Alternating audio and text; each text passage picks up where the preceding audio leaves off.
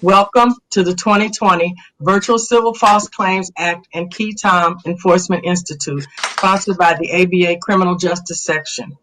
This session is entitled Ethical Issues in Qui Tam Investigations. Before I introduce our panel, I would like to take a moment to thank our sponsors. Cone and Calipinto is the supporting sponsor for the 2020 Virtual Civil False Claims Act and Qui Tam Institute. Moderating this session is David Wiseman. David is an assistant director at the Department of Justice with the Civil Fraud Section in Washington, D.C. David, you may proceed with the program. Good afternoon. Thank you very much, Donna, and thank you for all your help in getting us set up on this session. One of the nice things about False Claims Act practice, I think, and one of the reasons that it remains interesting is it's not simply one plaintiff and one defendant. You have multiple plaintiffs, you have the relator, and sometimes you even have multiple defendants. And we're very lucky this afternoon to have an excellent panel that has deep experience on all the different sides of False Claims Act practice. So first of all, we have Carrie Bashaw from the Washington State Office of the Attorney General, where she's a senior counsel. We have Mike Paulhus, who is a partner at King & Spalding in Atlanta. We have Amanda Rocque, who is the Deputy Civil Chief in the United States Attorney's Office for the District of Colorado. And we have Lesley Skillen, who is a partner in the Relator's firm of Getnick and Getnick. So we're looking forward to an excellent discussion this afternoon. And as Donna said, if you have questions, please feel free to put them in the question box, and we'll do our best to get to as many of those as possible. Donna, let's go ahead and move to the next slide. So just to give you an overview of the topics we're going to at least try to get to this afternoon, we're going to start with talking about ethical issues that come up during the relator's investigation.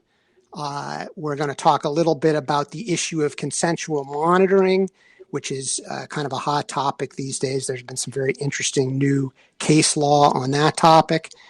We're going to talk about breaches of the seal and ethical issues related to that. And finally, we're going to talk about some interesting ethical issues that come up in the context of settlement. So let's go ahead and get started and move to the next slide. And Lesley, if you would, please go ahead and let's talk about relators' investigations.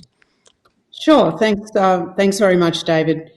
So the PAR rule is just a convenient shorthand way of saying what relators shouldn't do in gathering documents and information to support their investigation. And when we talk about documents, we're also talking about video and audio recordings. Next slide. So relators who are corporate insiders often come with documents that involve corporate attorneys. And of course, the relator can't waive an employer's attorney-client privilege. So Relators Counsel should always ask about this before they agree to review any documents. And we'll talk a bit later about the kind of correct procedure to follow. So generally lawyers, corporate lawyers, don't make good relators. In Quest in the Second Circuit, the court dismissed a Qui Tam case brought by a lawyer against his former attorney. That decision was based on violations of rules 1.6 and 1.9. Next slide. And this applies equally to Relators Counsel. In Quest, the outside counsel was disqualified from any subsequent litigation. Same thing happened in Hartpence. And the basis of this is a violation of Rule 4.4, which prohibits unwarranted intrusions into the attorney-client relationship. Next slide. But communications aren't privileged just because corporate counsel is involved. The privilege only applies if the communication's made for the purpose of obtaining legal advice or in anticipation of litigation. It doesn't protect soliciting or providing business advice. In a New York case, US v. Davis, the court said that in-house counsel may not be used to what they called a privileged sanctuary for corporate records. So just because there's a lawyer on the document doesn't make it privileged. Lesley, sorry to interrupt you. Can you just, for practical purposes, talk to us a little bit about the types of conversations you have with a potential new relator client when they come to your office in terms of these sorts of issues? What kinds of things do you say to them early on to kind of identify this issue and sensitize them to how they should be addressing it? Sure, it's pretty straightforward. You ask them, are any of these documents, do any of them involve an attorney? Were they sent to an attorney? Do they come from an attorney? Is an attorney copied on them? If there are audio recordings, which we've certainly had this situation, we'll ask them, were there any attorneys present? So it's relatively easy to identify what we shouldn't be looking at. Great, thanks. So just to continue with the crime fraud exception, which is on the slide there, there is a crime fraud exception if the communication is made in furtherance of a crime or fraud, but that's not something that Relators Counsel can make an executive decision about. That's a matter for the court on an in-camera review at some later stage. So the procedure that you should follow is to ask the client the information that I just indicated. Are there any attorneys involved in any of these documents or recordings? Segregate those documents, recordings, and hire outside counsel. Ethics counsel is ideal, and that's what we'll use to review them and advise on whether they're privileged. And outside counsel could also flag any kind of crime fraud issues that may arise. So the key takeaway here is don't review any documents that involve attorneys, and certainly don't send them to the government. Lesley, sorry, let me just, I want to underline that point because having been a government attorney working on these cases for a long time, I'm still surprised by how often Relators Counsel do produce potentially privileged documents to us. And I understand that there's a lot of pressure to be the first to file, to get the information in. But if Relators Counsel produce privileged documents to the government, it ends up essentially delaying our investigation because we have to go back, figure out, whether the documents are in fact privileged, go back and discuss it with Relators Counsel, potentially do our own taint review. It may be that the attorneys who were initially assigned to the case are disqualified. So I just like to emphasize the fact that this is a really critical point for if there's people listening that are just starting out as Relators Counsel. This is a very important type of screening that you should do, and as Lesley has outlined, the procedures for it. Right, exactly, and you could disqualify yourself, and that's happened. So let's go to the next slide, which is the A part of the PAR rule, and that involves relators that come to you with documents they've taken from areas that they don't have authority to access, which doesn't happen very often.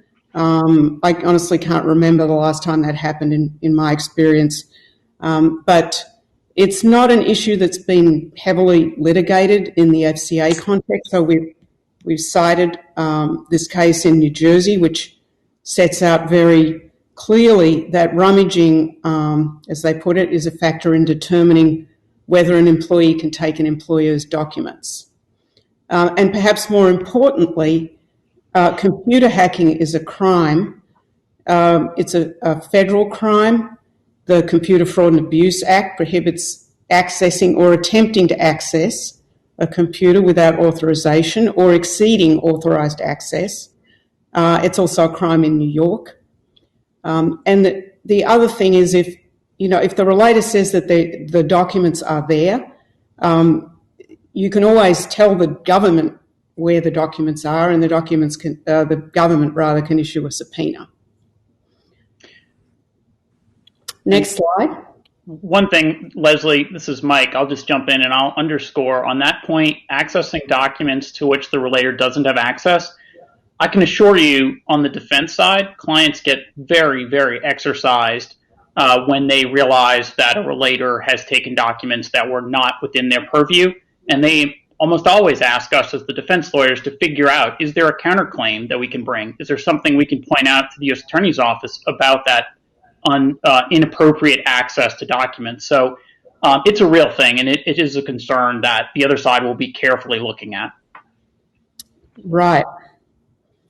Okay, so the R part of PAR is that the documents have to be relevant to the alleged fraud. And this case is often quoted, Cafasso in the Ninth Circuit. And here we're seeing the concept of a public policy against enforcing a non-disclosure agreement. However, in this case, the relator did not get the benefit of the public policy because she had taken too many documents. The defendant's counterclaim for a violation of her non-disclosure agreement was upheld, and in addition to that, she had to pay $300,000 in attorney's fees. And in this case, the court said that there was some merit in the public policy exception. And this was a really pretty extreme case. She had taken 11 gigabytes of data. She just had decided which documents to take by browsing through folders. She actually testified, if I saw something that I thought actually could apply and should be investigated, I just grabbed the whole folder. She didn't read the file, she just read the file names. She took attorney-client privilege documents, trade secrets, internal research and development information, sensitive government information, secret patent information, and it was no excuse that she had given these documents to the government. It was simply because her document gathering was so massive. Next slide. So let's talk more about this thorny issue of the relator's duty to the employer under a non-disclosure versus the obligation that the relator has under the False Claims Act to provide the government with substantially all material and information. In general, though that was not applied in Cafasso, there is a public policy exception against enforcing a corporate confidentiality agreement where the relator has disclosed evidence of a possible fraud to the government for the purpose of pursuing a False Claims Act case. And we've cited this Department of Justice statement of interest in Valdez because it's a very thorough analysis of the underlying principles of the public interest in the exposure of fraud, as stated by the Supreme Court, and the purpose and intent and letter of the Qui Tam law. And all of those clearly favour a public policy exception, provided that the documents removed are related to the fraud claim. Next slide.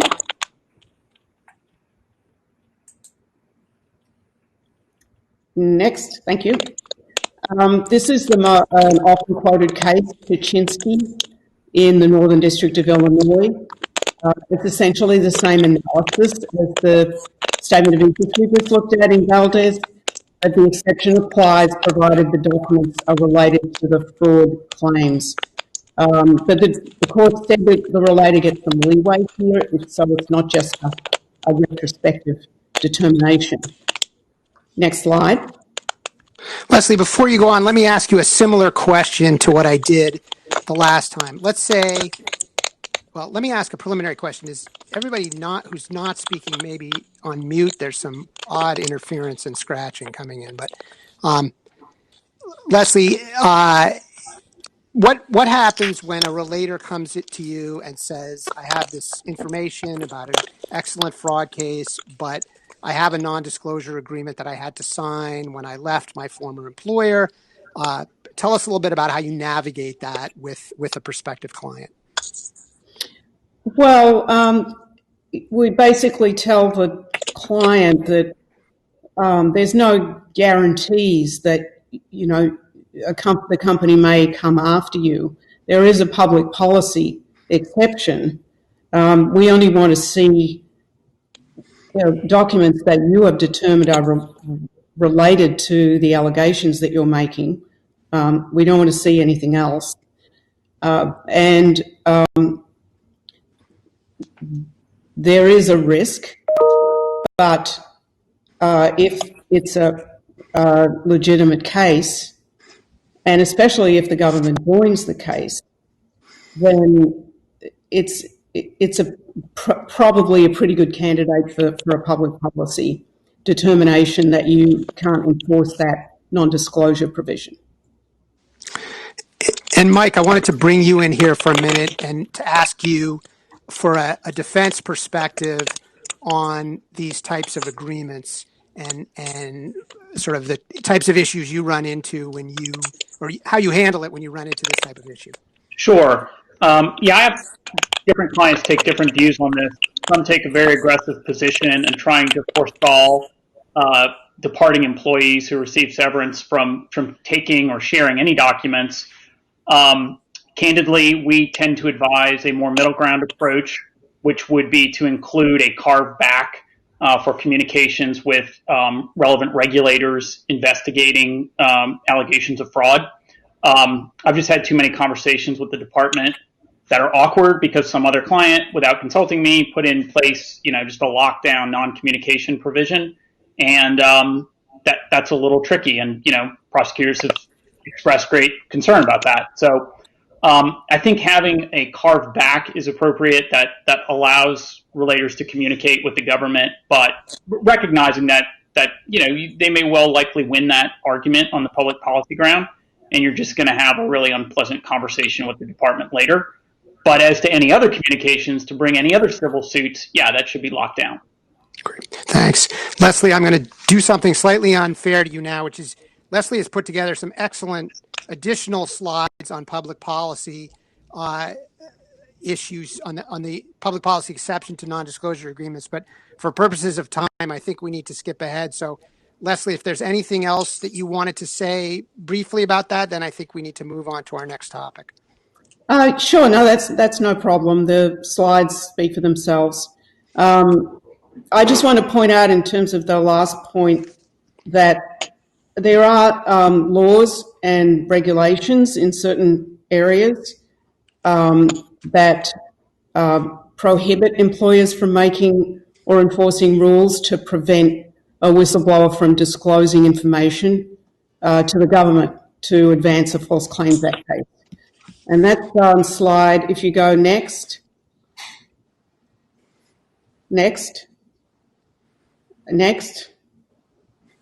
Yeah. The New Jersey False Claims Act has such a provision. The New York False Claims Act, the SEC whistleblower regulations are very specific. And of course, HIPAA allows a good faith disclosure of protected health information by whistleblowers. And then there's the California Labor Code, which is also very specific in this respect.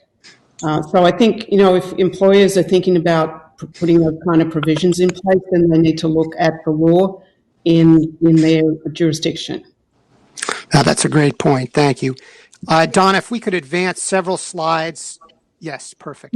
Oh, I'm sorry. Yeah, just great. Okay, Carrie, do you want to go ahead and talk about this? Great. Yeah, Donna, if you just back up one.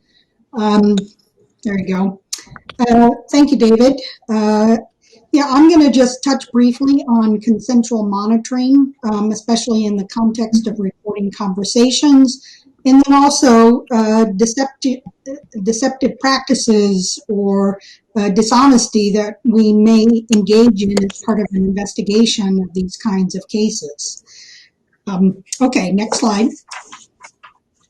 So obviously 4.2 prohibits all of us from having communications about the subject of representation to an individual or company who's represented by counsel, unless your particular state's RPC 4.2 contain the exception or is authorized by law or a court order. Not all states have this provision. For example, Washington doesn't have this exception in there or is authorized by law to do so. Florida does not. But if this language is in there in your state's 4.2, you may very well be able, in the context of an investigation, to have communications with otherwise represented individuals. And this obviously is the ABA model rule that we've got up here on the slide. Okay, next slide. We're fortunate that this year we've actually had a decision out of the district court in Minnesota involving a False Claims Act case, Fiesenmeyer. And this is a case that actually evaluated communication with a represented defendant and recordings of conversations during the investigation of a Qui Tam case. And it started with the informant who contacted the FBI in March of 2010 about concerns with this particular company. The FBI then notified the U.S. Attorney's Office that they had a confidential informant, and that occurred in 2012, in June of 2012. They then started doing interviews of employees and the defendant, Elin, in February of 2013. And I relay these dates because they're really fact-specific in terms of when the communications and the recordings occurred. So the next day, after interviews started, defendant retained counsel. And then about 7 or 8 months later, Fiesenmeyer then became a relator, filing a Qui Tam lawsuit. There were 147 recordings between 2013 and 2017, like I said, including defendant Paul Elin. The U.S. did not intervene in the case until February of 2018. And then, of course, during discovery, the defendant finds out that there are these recordings. They filed a motion to dismiss because several of the recordings had been made after the Qui Tam had been filed. So the court really looked at three important areas. The first was relator counsel and whether he had violated RPC 4.2. And the court found that the relator's counsel knowledge of the fact that the FBI was using his client as an informant didn't ratify his behavior in consenting or ratifying the client's recordings of conversations with the defendant. Effectively, the court found that his client was not his agent, he was the FBI's agent. So then the court looked at the U.S. attorneys and whether they had violated RPC 4.2 because they knew that the defendant was represented by counsel. They knew that recordings were occurring. But under Minnesota RPC 4.2, there was, of course, this exception for authorized by law. And the court found that the ex parte contacts and the recordings were similar to a criminal investigation in which you're needing to interview witnesses before you file charges. So the court found that at least in the Eighth Circuit, that it was pretty well established that the U.S. attorneys also had not violated 4.2. And then the court had a great discussion about, well, when does a case commence for purposes of RPC 4.2. And the upshot is that during the course of an investigation, even though a Qui Tam has been filed, that for purposes of, quote, commencement, there has not been one until the U.S. actually intervenes in the case. So take a look at that case. It's this year, so hot off the press for False Claims Act cases. Next slide. So in the context of recording conversations, there was a period of time in which the ABA believed that that was impermissible for attorneys to be involved in recording conversations. And in 2001, they came out with a formal opinion reversing that position, and has said that effectively it is not improper for attorneys to be involved in recording conversations. Obviously, you have to know what the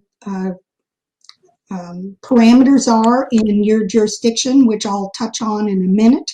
In the MENA case, this was a housing discrimination case, and the client, so this was a private attorney who was involved in having his client record conversations with the landlord in this housing discrimination case. The attorney obtained the equipment from the private investigator. The attorney was involved in helping the client or present when the client was learning how to use the equipment. And the court found that the public policy the public policy goals of preventing housing discrimination simply just did not make the lawyer's behavior improper under 4.2 because it was more important for the public good to be preventing discrimination. So it's a good case that talks about the lawyers being involved. Carrie, I'm sorry to interrupt you. I want to bring Amanda into this, and Amanda, ask you as a longtime civil AUSA whether this is a tool that you've used and what your experience has been with it. Yeah, I have not. Can you hear me okay? Oh. Yeah. Yes, we can hear you. Yeah, go ahead. Yeah. Oh, good. Thank you. Sorry, I've been having some technical difficulties running it off my phone.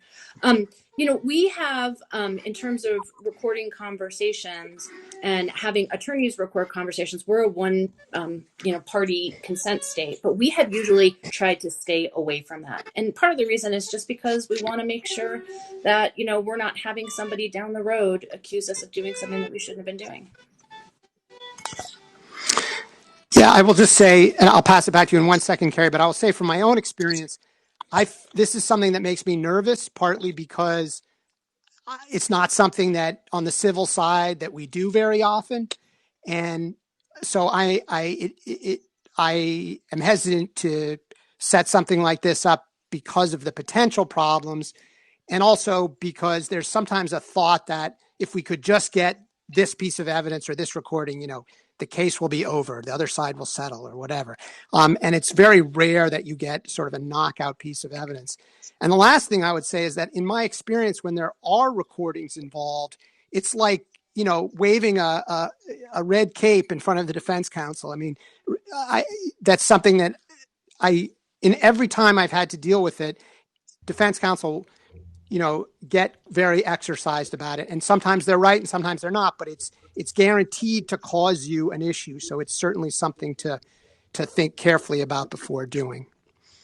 Can I just make an observation from the relator side?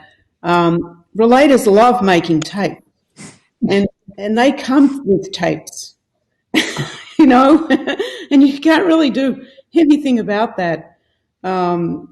You've got the information as long as it's legally taped.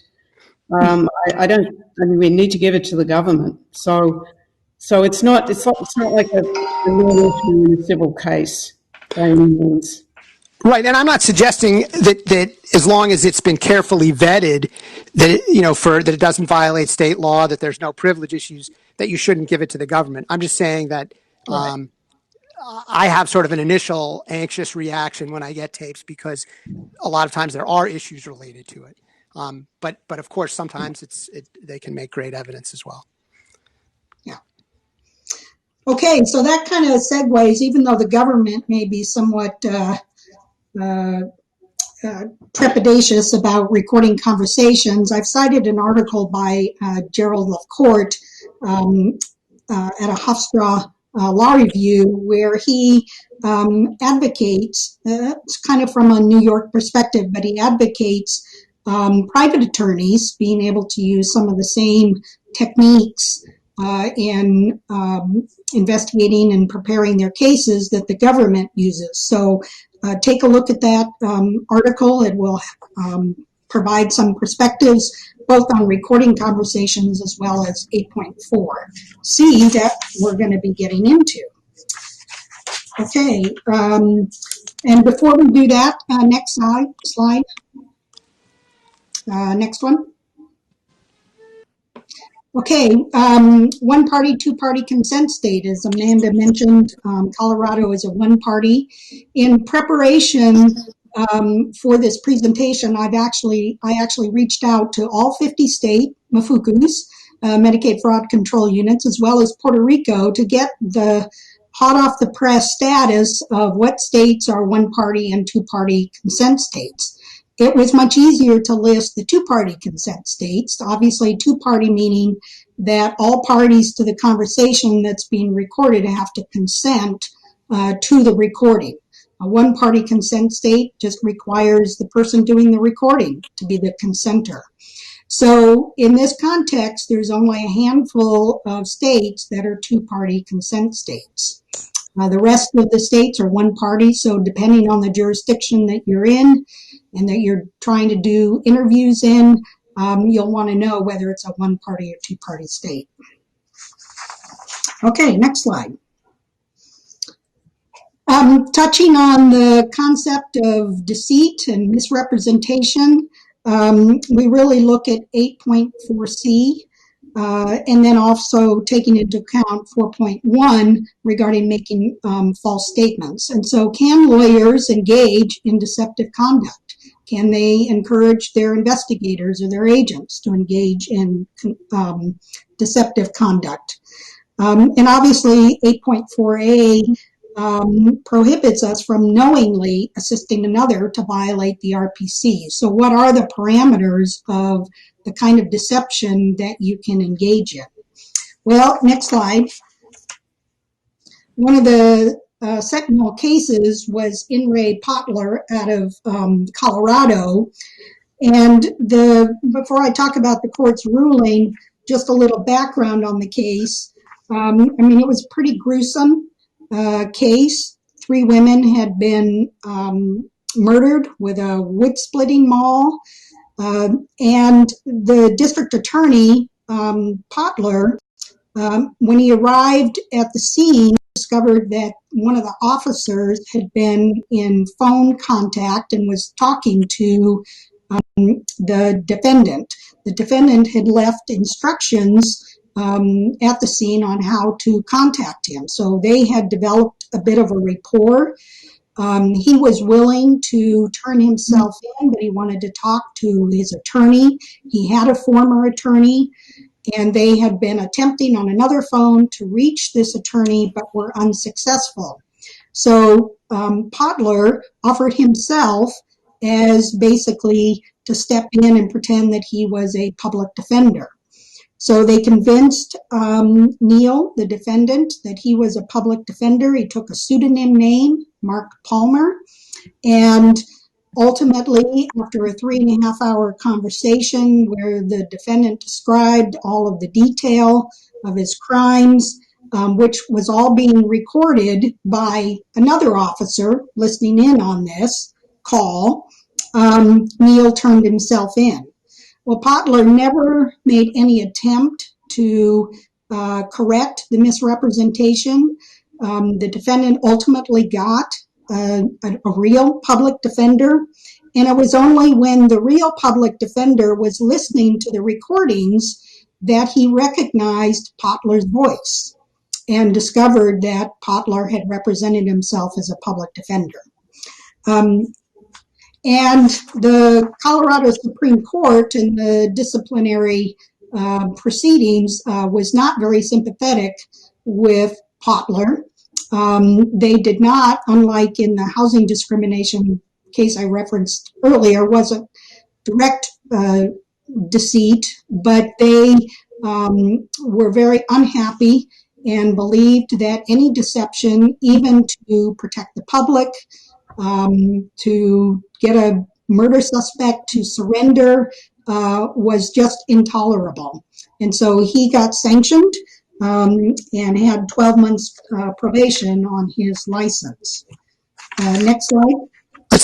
Just for 1 second, Carrie, I just wanted to see, Amanda, did you have anything you want to add on the Palter case? No, I mean, I just think that it was one of those cases that for years hung over attorneys in Colorado, particularly government attorneys, both on the criminal and civil side, because the rule was so definitive, right, that the Supreme Court had come down on.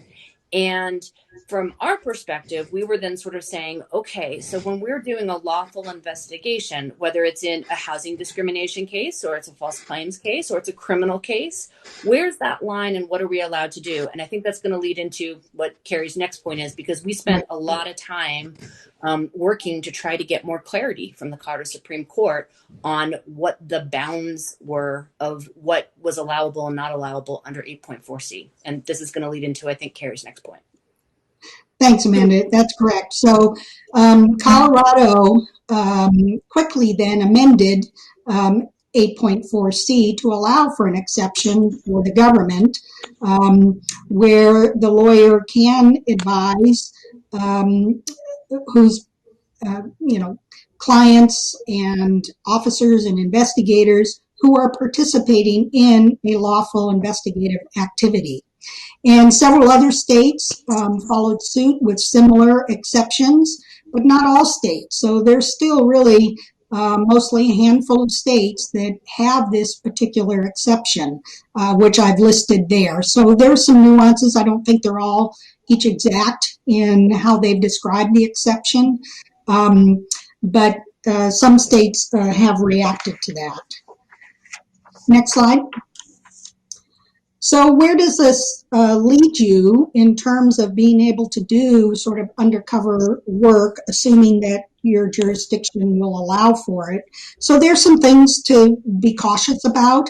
Obviously, you don't want to conduct an undercover operation that seeks to elicit behavior that people wouldn't ordinarily engage in. Otherwise, you're going to be perhaps facing an entrapment type allegation. So design your undercover deceitful work to focus on a target's usual behavior.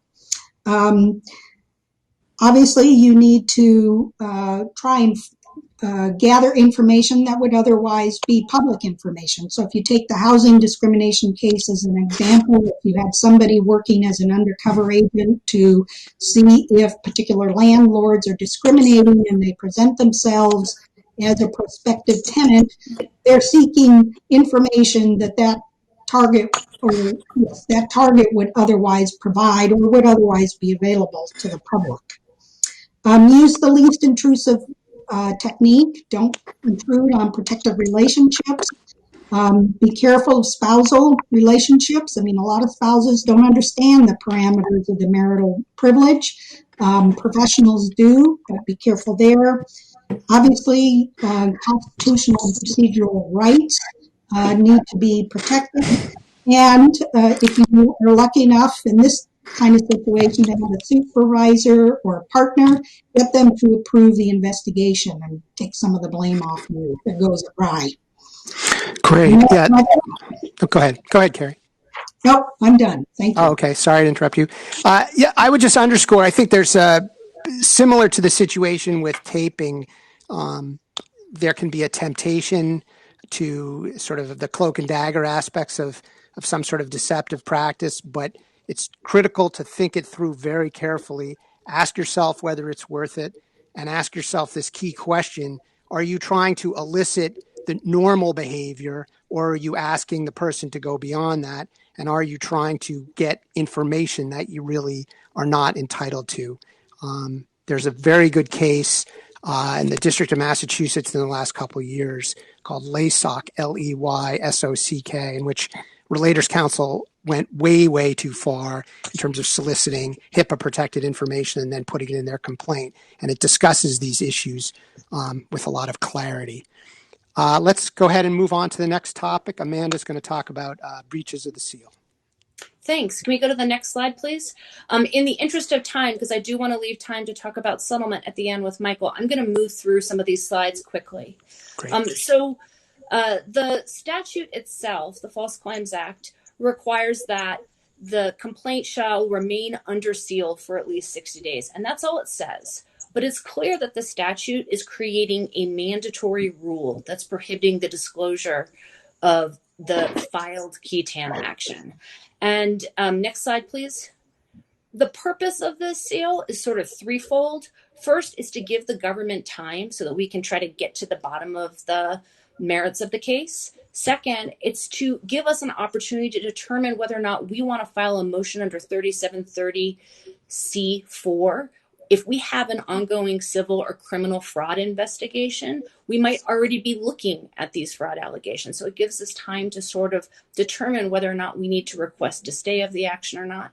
And finally, the seal protects the defendant from reputational harm. Sometimes a Qui Tam action gets filed and it's non-meritorious and it's accusing the defendant of fraudulent conduct that the defendant didn't do. Next slide, please. So not all disclosures of the existence of a Qui Tam case are prohibited. There's some circumstances where the United States can disclose it. We can share it with special agents from the OIG or with other government officials who we think can shed light on the Qui Tam allegations. We can share it with the criminal division. We can give it to our state partners over at the Mafukus. And there are times where we can move for a partial lift by going to the court so that we can show a copy of the Qui Tam complaint or just disclose the existence of the Qui Tam action to defendants. And we do that often, usually after we've done some investigation, but there's sometimes where I've done it pretty early in a case because it gives the defendant an opportunity to let us know what its potential defenses might be to the fraud allegations. And they might be able to show us some evidence that we haven't considered or looked at that might actually exonerate them from the allegations. Next slide. So when can a relator talk about the Qui Tam case? Is it ever okay for a relator to talk about the existence of the Qui Tam case without breaching that seal? So most relators are probably incentivized to keep the case under seal. Sometimes the relator's still working for the defendant and they might be afraid of reprisal. But there's some relators who might want the publicity. They think that they'll put pressure on the defendant if there's a news article about it and that the defendant might want to settle, or the relator wants to put pressure on the government because the investigation's dragging on. So rightly or wrongly, the relator sometimes thinks that if they go public about the sealed Qui Tam case, that it might, move the case along to a better resolution. The way that courts have interpreted this and talked about whether or not relators are bound by the seal is at least one circuit, the Fourth Circuit, held in this ACLU v. Holder case, that a relator can talk about the underlying allegations of fraud, but not the existence of a Qui Tam action. Can we go to the next slide?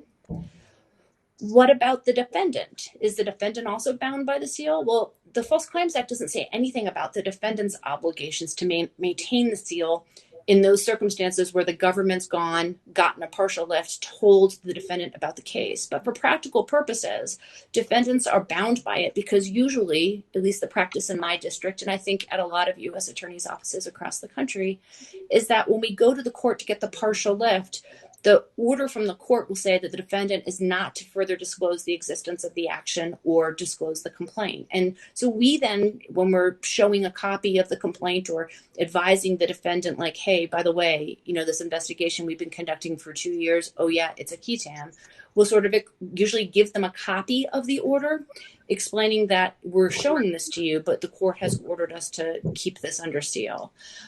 But defendants usually want to maintain secrecy because of that reputational harm that I referenced earlier. But there are times where a defendant might need to actually tell somebody else about the sealed Qui Tam case. Like they might have an obligation, for example, in an SEC filing or to their insurance carrier, or a situation came up in a case that my office was handling a couple of years ago where a company was selling a subsidiary and they needed to tell the company that was thinking about buying the subsidiary about the existence of the Qui Tam case. So if that happens and you're defense counsel, I think that the best practice is to go and consult with the AUSA or the DOJ attorney, and then probably the DOJ attorney is going to turn around and go seek permission from the court to allow, for example, that third party to go and to get permission to publicly disclose the seal. Next slide.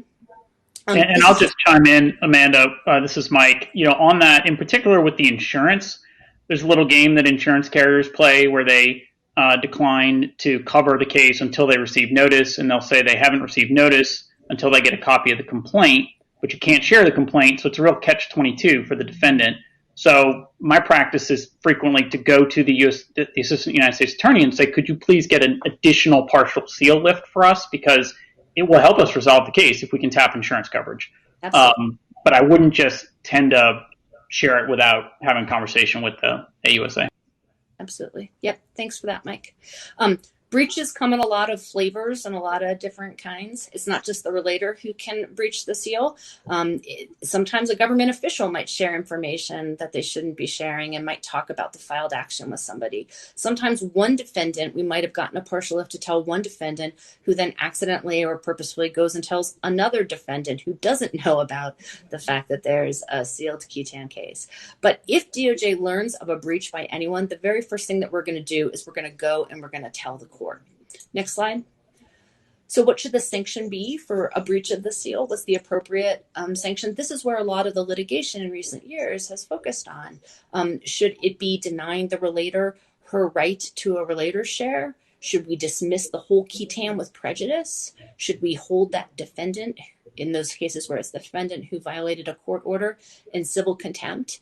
And so all of these, there's case law that's sort of discussing all of these different outcomes.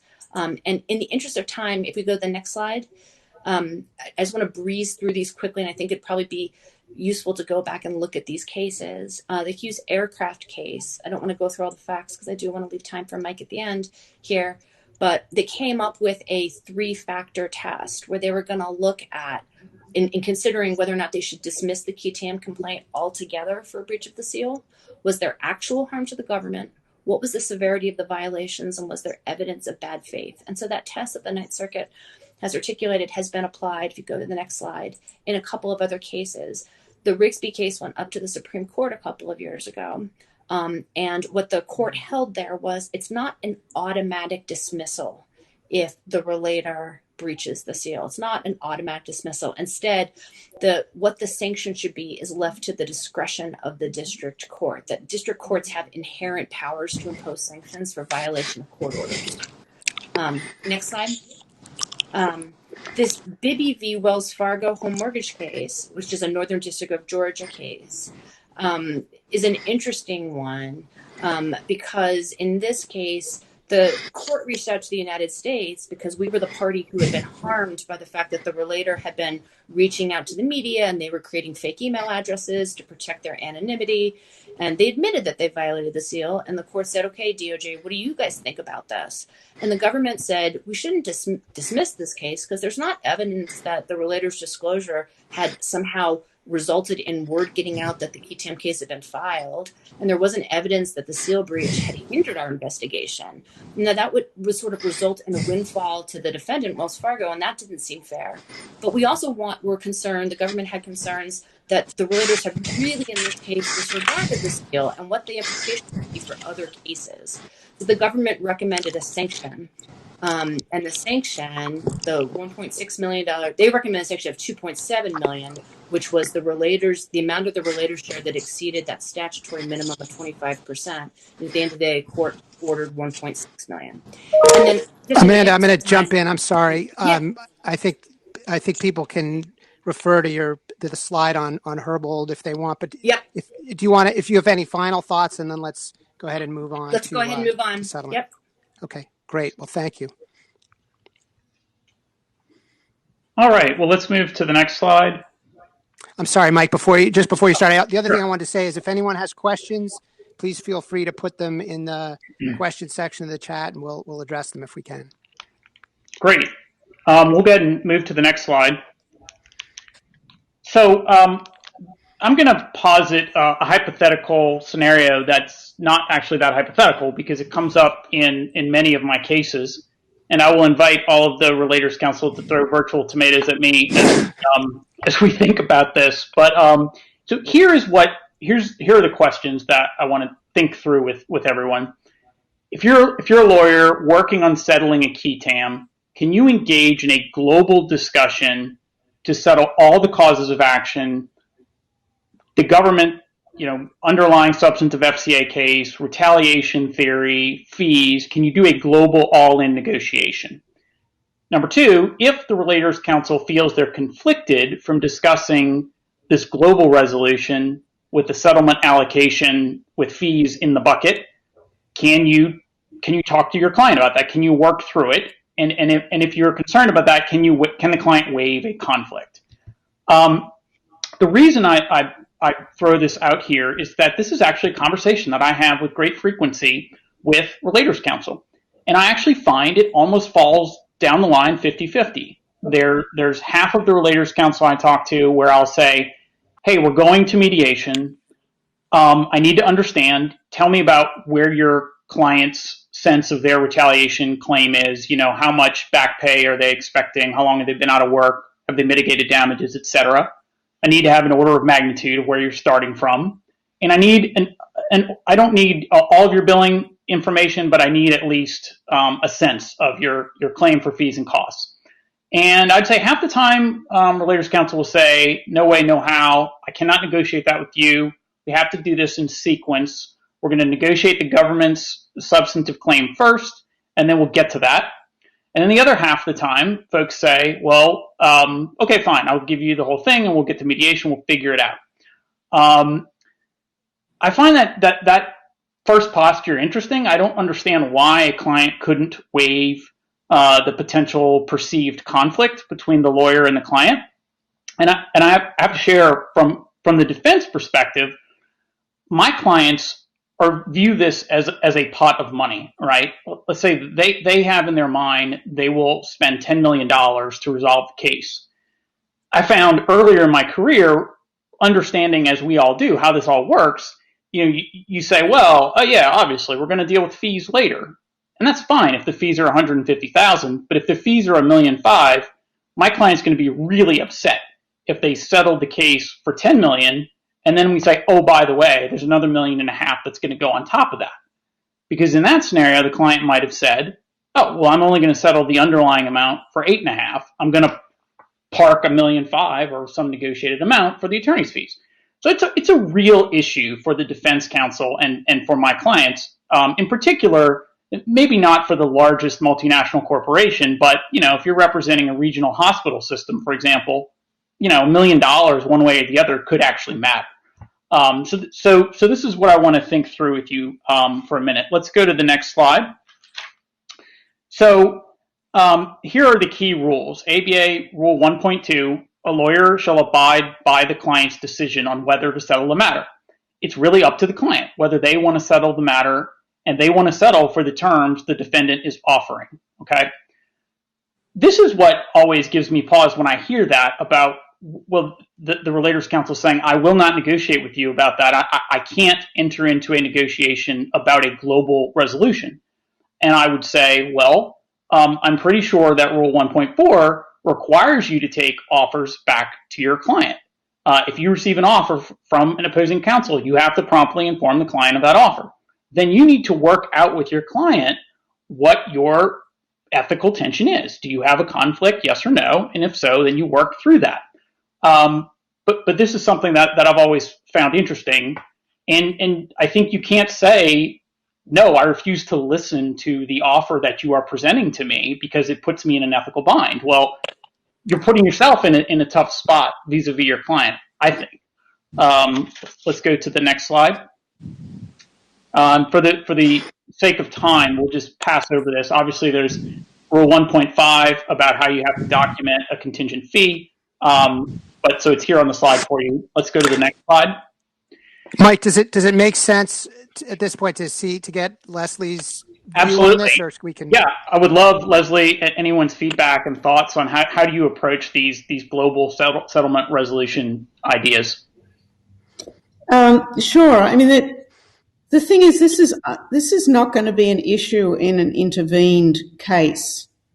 I mean, our experience, and I'm sure the government will back me up, is the government doesn't want to know about your fees when they're negotiating a settlement. So, you know, it's a matter of you either enter into a separate discussion with defense counsel to get your fees resolved at the same time as the underlying case is resolved, or you don't get agreement and at a later stage you litigate or you figure it out later. I mean, obviously it's better for everybody to figure it out at the time because A, you get your fees and B, the defendant does get that all in number, which is what defendants want.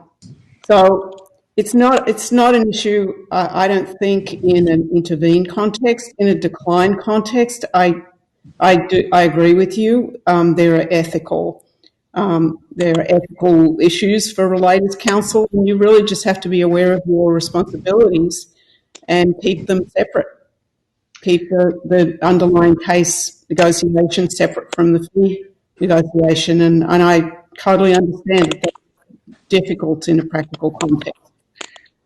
So I want to think for a second about, well, okay, so how do you resolve that tension, right? If the defense lawyer is presenting you with a global offer of $10 million all in, resolve the whole thing, how are you going to sort through that, right? So question one, I think, if we look at 1.7 on the slide, does a conflict of interest actually exist? So step one, figure out whether there's significant risk of a material limitation due to your personal interest, the lawyer's personal interest. So let's assume you do in fact feel like this tension creates a conflict of interest with your client. What do? This is what we have in bold, but the representation may continue if each affected client gives informed consent, which is confirmed in writing. And so you can go about getting the informed consent, getting it in writing.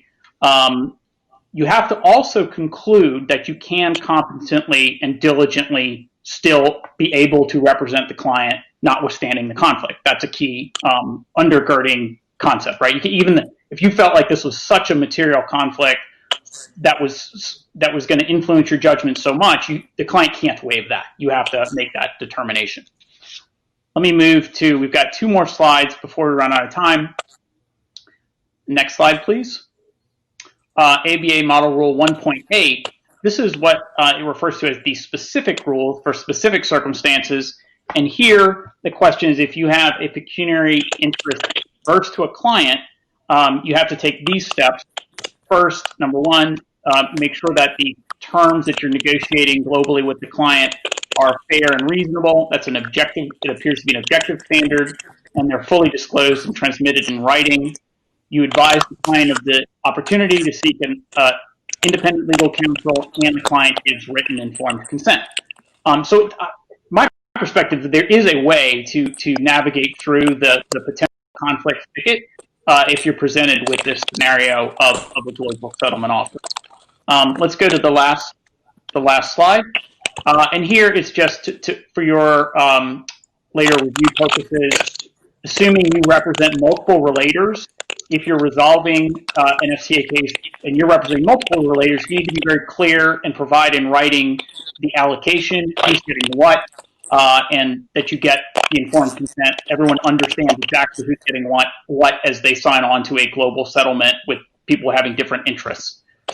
So with that, it's 4:45. Let me turn it over to you, David. Great, thanks. We have a 2 or 3 minutes grace period, and I'll just tell you a kind of a odd way that this comes up for me in intervened cases is, and it sort of took me a while to realize this, but for example, one time I mediated for 2 days, arrived at a settlement number with the defendant that I thought was simply the damages. And sort of as we were leaving the room, feeling like we'd accomplished something, it became clear that they viewed that as including attorney's fees, even though, at least as far as I remembered, they'd never mentioned that. So that put us in a strange position. And more than once, as far as this sort of ethical issue, because there's so much ill will sometimes at the end of a case between relator and defendant, the government sort of ends up in the middle with defendants saying, I'm willing to give this much money total, and you figure out, you talk to them about what they want for their attorney's fees. And it's like, whoa, no, I can't do that. Do you do that, David? Because I've never had DOJ folks being interested in that. Of course not. No. I say absolutely not. But I'm just saying I have been asked.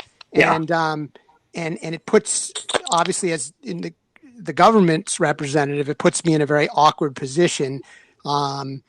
And, because sometimes it's very hard to get relators counsel and defense counsel to talk to each other. There is one question for you, Mike. Okay. Does the fee negotiating conflict resolve if the relators counsel's fee agreement gives the awarded attorney's fees to the client and is thrown into the recovery pot and the contingency fee is deducted from the pot? I feel like I'm answering my fifth graders math I'm not sure. We're all figuring out, right? Math is new now. Does the conflict resolve? Client.